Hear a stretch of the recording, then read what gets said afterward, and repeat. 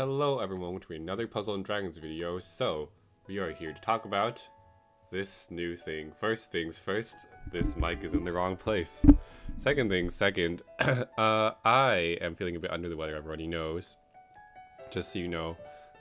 It's funny, I'm going to record the video for the, what's it called? I can't even think. The Lunar New Year Challenge one where you get the, it came out today, which is Thursday. It's happening today and tomorrow. The one where you get an awoken killer machine roll as a prize. I'm gonna film that after this, but I tried to film this morning and I had this runny nose. I just lost because of this. My head was not in it. But second thing second, since I should remember to preface this for all of my review videos. If I say anything wrong, it'll be in the description box below, or if I haven't any edits. So look there now to see if I said anything incorrectly that I realized later on and changed, you know.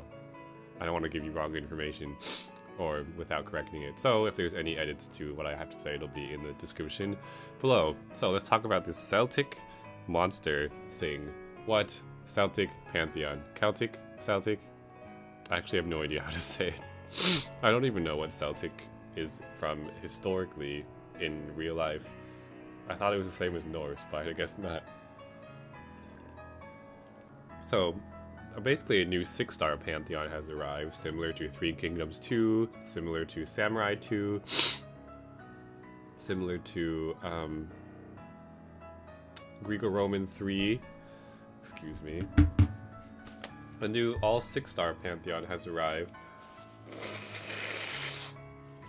which is exciting because that is where all the good cards seem to be at. Do you ever blow your nose too much and then your nose gets so raw? That's happening to you right now and I hate it so much. But let's keep going, trucking along in this video.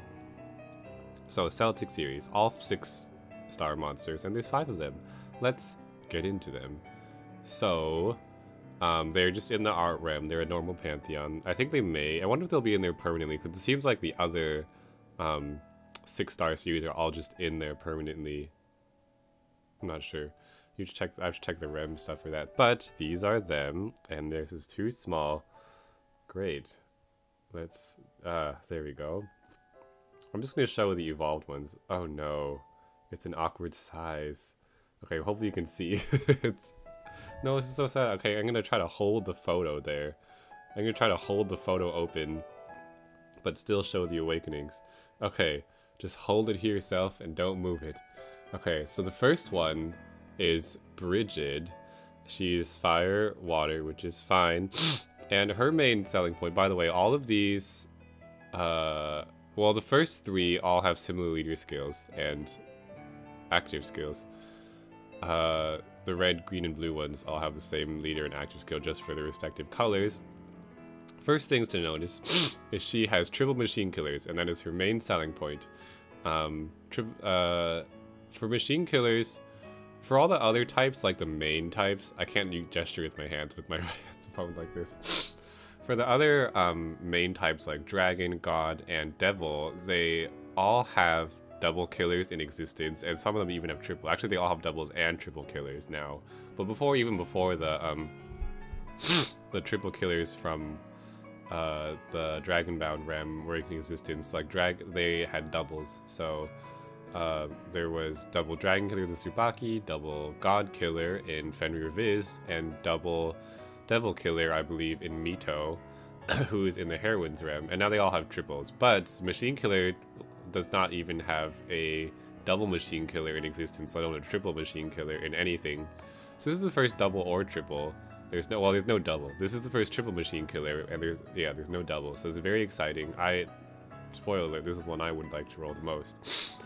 Her active skill is a remove orb block. It has like 3 parts, so removes orb blocks, awoken skill bind, recovery for 3 turns, but not normal bind recovery. And she has a single and bad orb change to good orb. So hazard removal. Sorry, that's what a single and hazard removal orb change. And her leader skill is pathetic, so we're not going to talk about it. So this is a very exciting one. This is what I'd like to roll the most because I don't have no one has double machine killers, and I would like to have that just for the option in some dungeon somewhere. So let's continue down the line.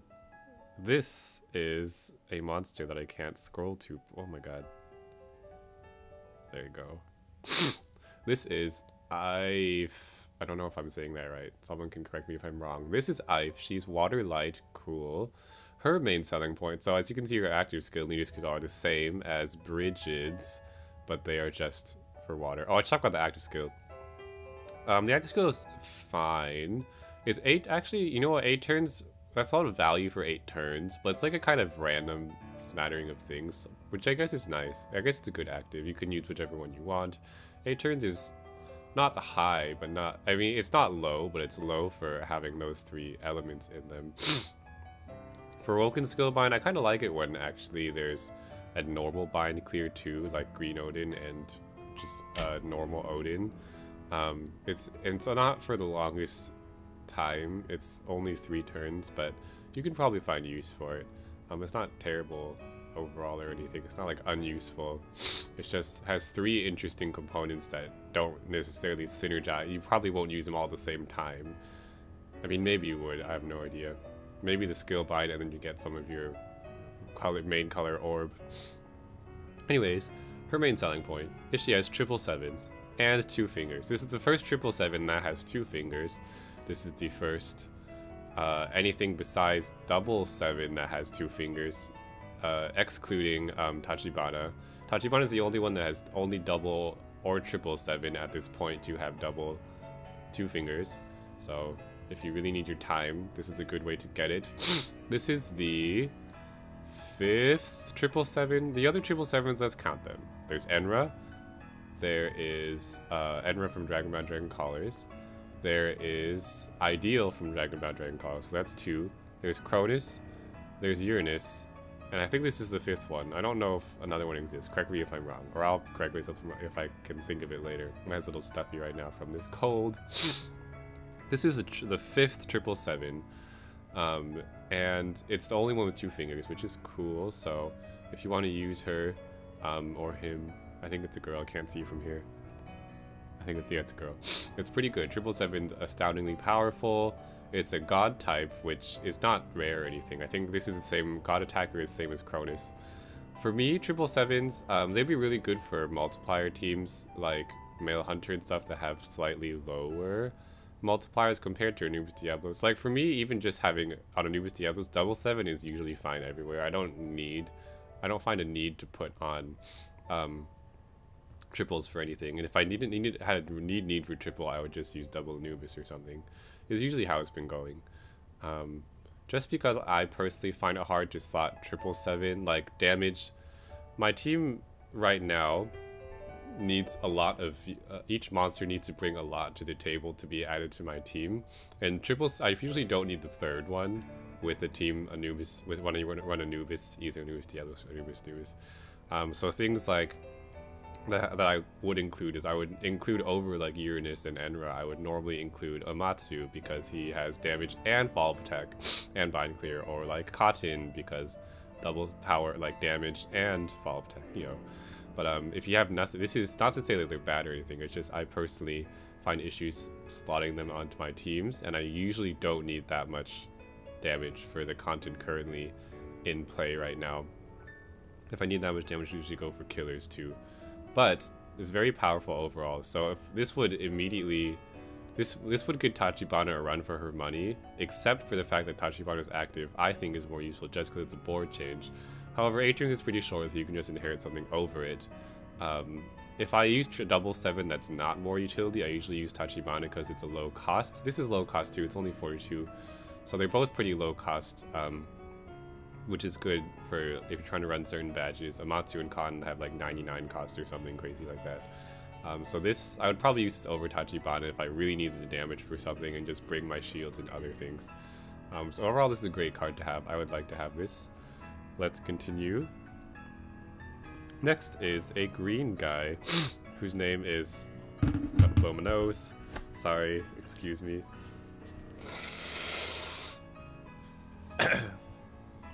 whose name is Dagda. I don't recognize any of these names from mythology or anything, so maybe you guys do. You can let me know if you have a great affinity for any of these things. I'm saying the names wrong.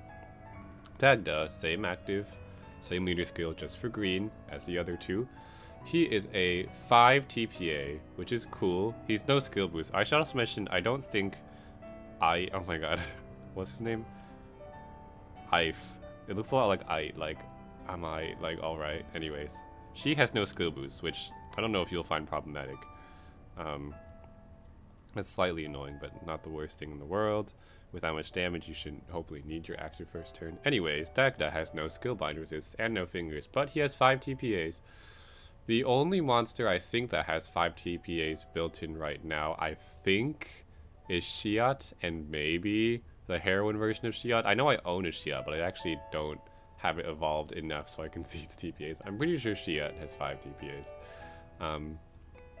This is a 5 TPA, so if you're still running TPA teams, it's a great option for you. If you have Facet, this will give you a lot of extra damage just from this one monster. Uses for green TPA, I'm not actually sure so much. Shiat is the one nice one just because normally when you want to stack a lot of 1 damage enhancing awakening, so stack a lot of TPAs. Shiat is nice just because Weld exists, who is the assist evolution that grants TPA, matches the color, and the active skill matches Sheet's, is really good for Sheet too. I don't know if a green TPA evil material exists, or assist monster exists that complements this guy quite as well. I know that I think Diablos gives you UT, but don't assist evil your Diablos. Are you insane? Unless you have like 5, then I guess you can, but its active skill isn't really worth assisting for, I guess. I mean, I guess you could, if you had, you know, you could put a Diablos on this guy if you wanted to and give him a 5th TPA, but the Weld Sheet combo is just pretty super nice theoretically, just because of the color, the assist, the skill, etc. So I don't know if this guy has that going for him. He used Balance, which is the same as one of Sheet's evolution, which is the one I think I'm going to pursue, which is the balanced one, because he can equip whatever the hell killers he wants to. Sorry, excuse my language, if that offends you. He can equip whatever killers he wants to and get a lot of damage on him. I believe 1.5 to the 5th power is how much multiplier he gets for a green TPA or dark, although green matters more, which would be like times 7 point something, so times almost 7 times 7 times 8, which is as much as a triple 7. So if you're running TPA teams, it's quite a lot of great damage to your team, and he has 2 skills, which is cool. Just watch the SPRs. So now we're going to move into 2 of the ones that are a little more different. Their leader skill and active skill both diverge. They have similar, these next 2 have similar leader skills, but different active skills. So first is Lug, whose name is giving me Fire Emblem for some reason. I think there's a character named Lug. I think he's a little mage. So Lug is a light monster, light fire, popular type combination, fire and light, light fire. Not a permutation. Permutation combination. I'm going crazy. He's double SBR and 3 light rows, which is fine. Rows aren't that in right now. However, his most exciting aspect is his active skill. His active skill is a Fujin Saw active, and it is the first Fujin Saw active to have no additional benefit, and also has the lowest cooldown at 18 turns. I forgot what the Kenshin one is, but it's definitely not any lower than Fujin's. Fujin's is 19, and this is 18, so Fujin's gives the Void Damage Absorb plus 1 turn of haste, which you can say is really good value just for having 1 extra turn you get to haste everyone else up. If you care about how fast it charges, this one is better by 1 turn. If you don't really care about the haste. I actually don't know if the haste matters to me that much, just because I have not experienced not having the haste, so I probably have to, you know, try and see. Sometimes I feel like it's nice on a Noob's team, because I like to hasten up Diao-chan. And she'll be up in 1 turn instead of 2. Leader skill is 122, which is, or sorry, not times 12 by himself, so 144 total, which isn't the highest. It's a medium amount, Anything less than like high hundreds, 200s, I wouldn't really consider use that much. Especially because he has no HP or RCV boost. So he is light fire attack 4x, and if you erase most of the board, you will get another 3x, which is kind of steep for just 144. Like, Yogg can get what, times 18 on his own or something like that with only the 2 combo part and the HP. So if you want 8 combos or less remaining, you have to get, if you're matching sets of 3, you have to get 8 orbs remaining. You have to get 8 combos in sets of 3 if you're talking about sets of 3. So if you get 8 combos, you get 144. Or you can just, I don't know, make a bicolor and I don't know. But this guy, oh, I should talk about what he's used for.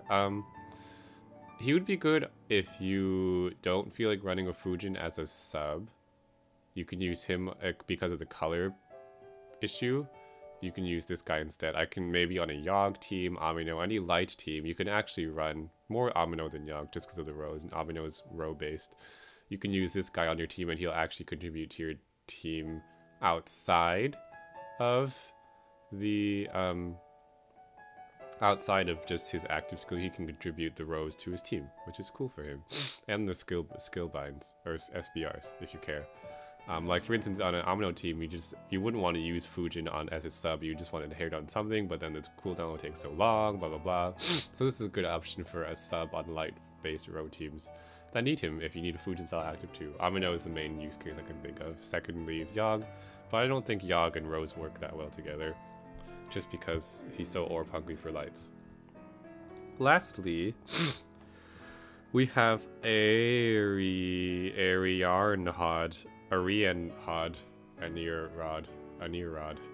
who is God Balance. So she's double TPA. She has skill haste. That's cool. 2 fingers. So her turn she has skill haste. That's cool.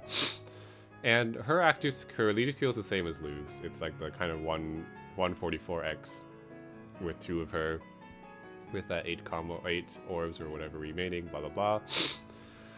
She has a unique active, which is Moonlight Curtain, which makes all attributes change to dark, and you get a shield for 2 turns. A Yuna type shield or Susanoo level shield, which is 50%, which is not bad, pretty good. Next best thing is 75% shield, not including 100% shield. So a moderate shield, a moderately good shield. But the main interesting part is that change all enemies' attributes to dark.